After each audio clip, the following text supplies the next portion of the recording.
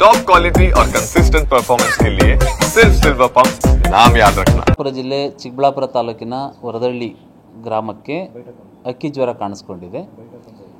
ಅಕ್ಕಿ ಜ್ವರ ಯಾಕೆ ಕಾಣಿಸ್ಕೊಂಡಿದೆ ಅಂದರೆ, ಈಗ ಗ್ರಾಮದಲ್ಲಿರ್ತಕ್ಕಂಥ ರೈತರು ಈಗ ಸಂತೆಗೆ ವ್ಯಾಪಾರಕ್ಕೆ ಅಂತ ಹೋಗಿರ್ತಾರೆ.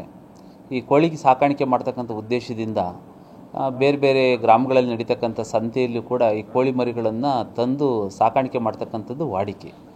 ಹಾಗಾಗಿ ಕೋಳಿ ಮರಿಗಳನ್ನು ಅಥವಾ ಕೋಳಿಯನ್ನು ಅವರು ವ್ಯಾಪಾರ ಮಾಡಿಕೊಂಡು ತರ್ತಕ್ಕಂಥ ಸಂದರ್ಭದಲ್ಲಿ ಆ ಕೋಳಿ ಮರಿಗಳು ಮತ್ತು ಕೋಳಿಗಳು ಬೇರೆ ಬೇರೆ ಪ್ರದೇಶದಿಂದ ತೆಗೆದುಕೊಂಡು ಬಂದು ವ್ಯಾಪಾರ ಮಾಡ್ತಕ್ಕಂಥದ್ದು ಕೂಡ ಇರುತ್ತೆ.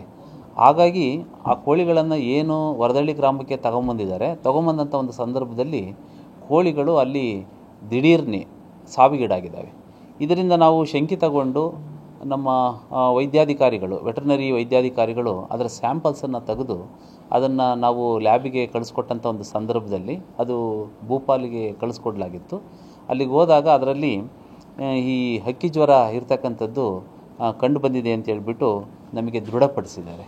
ಸೊ ಹಾಗಾಗಿ ಅದು ಬಂದ ತಕ್ಷಣವೇ ನಾವು ಜಿಲ್ಲಾ ಏನು ರೋಗ ನಿಯಂತ್ರಣ ಮಾಡ್ತಕ್ಕಂತಹ ಒಂದು ಸಕ್ಷಮ ಪ್ರಾಧಿಕಾರಿ ಆಗಿರೋದ್ರಿಂದ ಕೂಡಲೇ ನಾನು ಇವತ್ತು ಒಂದು ಎಮರ್ಜೆನ್ಸಿ ಮೀಟಿಂಗನ್ನು ಇವತ್ತು ಕಂಡಕ್ಟ್ ಮಾಡಿಬಿಟ್ಟು ಈ ಒಂದು ರೋಗ ನಿಯಂತ್ರಣವನ್ನು ಮಾಡ್ತಕ್ಕಂಥ ಉದ್ದೇಶದಿಂದ ಜಿಲ್ಲಾ ಪಂಚಾಯತಿ ಸಿಒರವರು ಇರ್ಬೋದು, ತಾಲೂಕ್ ಪಂಚಾಯಿತಿಯ ಇಒರವರು, ತಹಶೀಲ್ದಾರ್ಸು, ಫಾರೆಸ್ಟ್ ಡಿಪಾರ್ಟ್ಮೆಂಟು, ಪೊಲೀಸ್ ಇಲಾಖೆ, ADLR, ಫುಡ್ ಡಿಪಾರ್ಟ್ಮೆಂಟು, ಹೀಗೆ ಇದಕ್ಕೆ ಸಂಬಂಧಪಟ್ಟಂಥ ಎಲ್ಲ ಇಲಾಖೆಗಳೊಂದಿಗೂ ಕೂಡ ಒಂದು ಸಮನ್ವಯವನ್ನು ಸಾಧಿಸಿ ಈ ರೋಗ ನಿಯಂತ್ರಣ ಮಾಡ್ತಕ್ಕಂಥ ಉದ್ದೇಶದಿಂದ ಒಂದು ಸಭೆಯನ್ನು ಈಗ ಮಾಡಿದ್ದೀನಿ. ಇದಕ್ಕೆ ನೋಡಲ್ ಅಧಿಕಾರಿಯಾಗಿ ವೆಟರ್ನರಿ DD ಅವರನ್ನು ನೋಡಲ್ ಅಧಿಕಾರಿಯನ್ನಾಗಿ ಮಾಡಿದ್ದೀನಿ.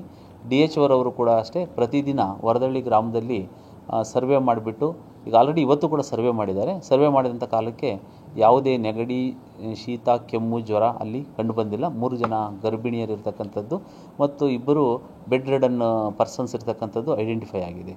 ಮತ್ತು ಇಲ್ಲಿ ಏನು ಕೋಳಿಗಳು ಸತ್ತು ಹೋಗಿದ್ದಾವೆ, ಹಾಗಾಗಿ ಪ್ರತಿಯೊಂದು ಮನೆಗೂ ಕೂಡ ಹೋಗ್ಬಿಟ್ಟು ಕೋಳಿಗಳ ಒಂದು ಸಂಖ್ಯೆ ಎಷ್ಟಿದೆ ಅಂತ ಹೇಳ್ಬಿಟ್ಟು ಅದನ್ನು ಕೂಡ ನಾವು ಸರ್ವೆ ಮಾಡಿಕೊಂಡು ಬಂದಿದ್ದೀವಿ.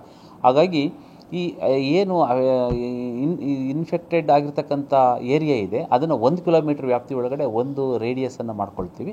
ತದನಂತರದಲ್ಲಿ 3 ಕಿಲೋಮೀಟ್ರ್, ತದನಂತರದಲ್ಲಿ 3 ಕಿಲೋಮೀಟ್ರ್, ತದನಂತರದಲ್ಲಿ 3 ಕಿಲೋಮೀಟ್ರ್, ಹೀಗೆ ಒಟ್ಟು 10 ಕಿಲೋಮೀಟ್ರ್ ರೇಡಿಯಸ್ ಒಳಗಡೆ ಬರತಕ್ಕಂತಹ ಗ್ರಾಮಗಳಿರ್ಬೋದು ಅಥವಾ ಜನವಸತಿ ಪ್ರದೇಶಗಳು ಬರ್ಬೋದು, ಅವೆಲ್ಲವನ್ನು ಕೂಡ ಐಡೆಂಟಿಫೈ ಮಾಡಿಕೊಂಡು ಪ್ರತಿಯೊಂದು ಏನು ಈ ರೇಡಿಯಸ್ ಫಸ್ಟು ಇನ್ಫೆಕ್ಟೆಡ್ ಆಗಿರ್ತಕ್ಕಂಥ 1 ಕಿಲೋಮೀಟ್ರ್ ವ್ಯಾಪ್ತಿ ಒಳಗಡೆ ಬರ್ತಕ್ಕಂಥ ಒಟ್ಟು ಕುಟುಂಬಗಳ ಸಂಖ್ಯೆ ಎಷ್ಟಿದೆ, ಯಾವ ಮನೆಯಲ್ಲಿ ಈ ಕೋಳಿಗಳು ಈ ಥರ ಸತ್ತೋಗಿದ್ದಾವೆ ಅಥವಾ ಈ ವೈರಸ್ ಅಂತಕ್ಕಂಥದ್ದು ತಗಲಿದೆ, ಇಂಥದ್ದೆಲ್ಲದನ್ನು ಕೂಡ ನೋಡಿಕೊಂಡು ಅದ್ರ ಬಗ್ಗೆ ನಿಗಾ ವಹಿಸ್ತಕ್ಕಂಥದ್ದನ್ನು ಫಸ್ಟು ಮಾಡ್ತಾಯಿದ್ವಿ.